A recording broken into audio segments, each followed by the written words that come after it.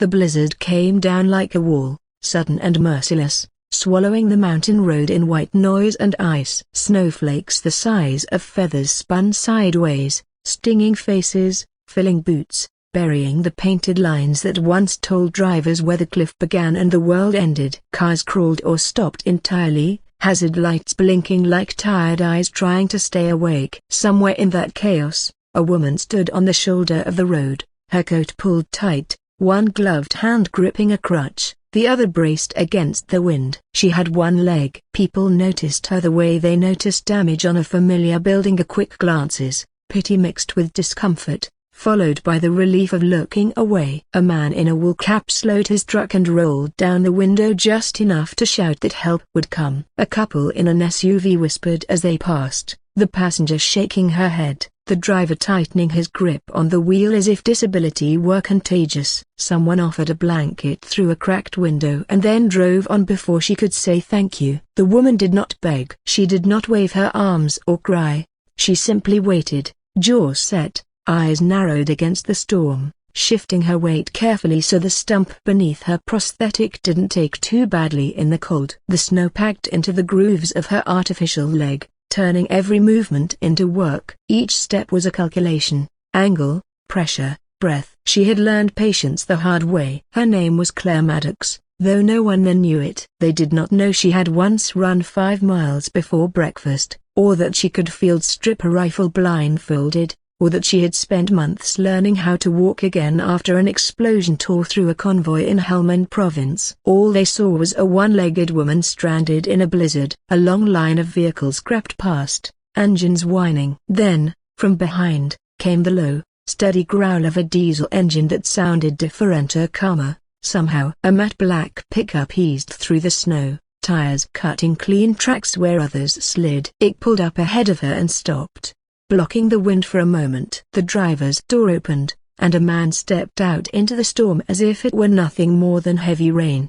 He was tall, broad-shouldered, wearing a dark jacket with no visible insignia, a wool beanie pulled low. Snow clung to his beard, but his eyes were clear, sharp, scanning the road, the sky, the woman. He moved with an economy that suggested experience, not hurry. When he spoke, his voice carried through the wind without effort. "You okay?" Claire nodded once. "I will be." He glanced at the crutch, the prosthetic leg half buried in snow. The way she was standing, a balanced but tired. He didn't stare. He didn't soften his voice. That alone made her look at him more closely. "Roads closed ahead," he said. "They're turning people around. Nearest shelter's 5 miles back." "I know," she replied. "I'm waiting for a friend." He studied her for a second longer, then shook his head. "In this weather, waiting's how people get hurt." She almost smiled at that, almost. Behind them, a horn blared. Someone shouted something unkind out a window. The man ignored it. He took a step closer, positioning his body so the wind hit him instead of her. Claire noticed without comment. "I'm heading back," he said. "You can ride with me." There it was. The sentence people would later repeat. Ride with me. Simple, direct. No pity wrapped around it like cotton. An offer, not a rescue. Claire hesitated, not because she was afraid of him, but because she had learned to measure trust carefully.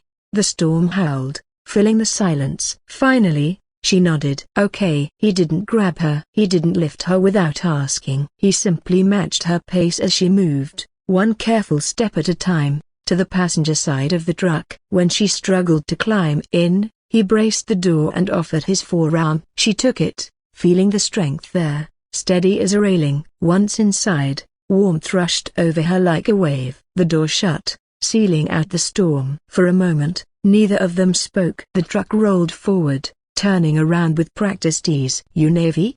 she asked suddenly, nodding at the small trident tattoo peeking from his sleeve. He glanced down, then back at the road. "Was SEAL," she said, not asking. He nodded. "You?" "Army." "Logistics." It was easier than explaining everything else. They drove in silence for a while, windshield wipers fighting a losing battle. The radio crackled with updates about road closures and emergency shelters. As they passed the line of stranded cars, Claire saw faces turn, eyes following the black truck. A few people looked surprised. A few looked embarrassed. At a turnout near a ranger station, The man pulled over. The building glowed with light, generators humming.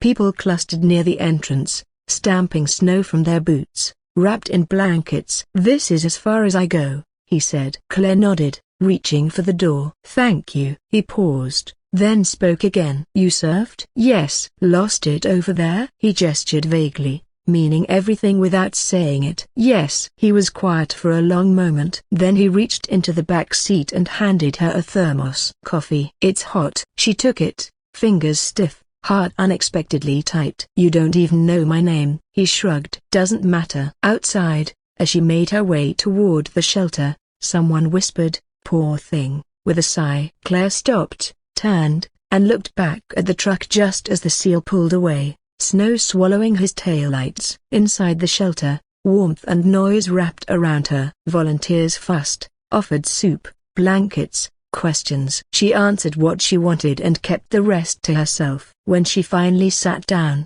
she took a long sip of coffee and let the heat steady her hands. Hours later, the storm eased. News traveled the way it always does, stitched together from fragments. Someone had seen the truck. Someone else had recognized the man. A retired chief petty officer, home for the holidays. A SEAL who'd lost teammates in the same war that had taken Claire's leg. People began to talk, to reinterpret what they'd witnessed. By morning, the road reopened. Claire's friend arrived, frantic and apologetic. As they drove away, Claire looked back at the mountain road, now calm and glittering under a pale sun. She thought about the looks of pity, the hurried kindness, the way people had seen only what was missing. And she thought about the man who had stepped into a blizzard without hesitation and spoken to her like an equal. "Ride with me." It wasn't a grand gesture. It didn't make the news. But it stayed with her, a reminder that dignity could be offered in a single sentence, that strength recognized strength even when the world was reduced to snow and silence. Somewhere down the road, the black truck disappeared into traffic, its driver already forgetting the moment. Claire did not forget. She carried it with her, as solid as any limb, as warm as coffee in a storm.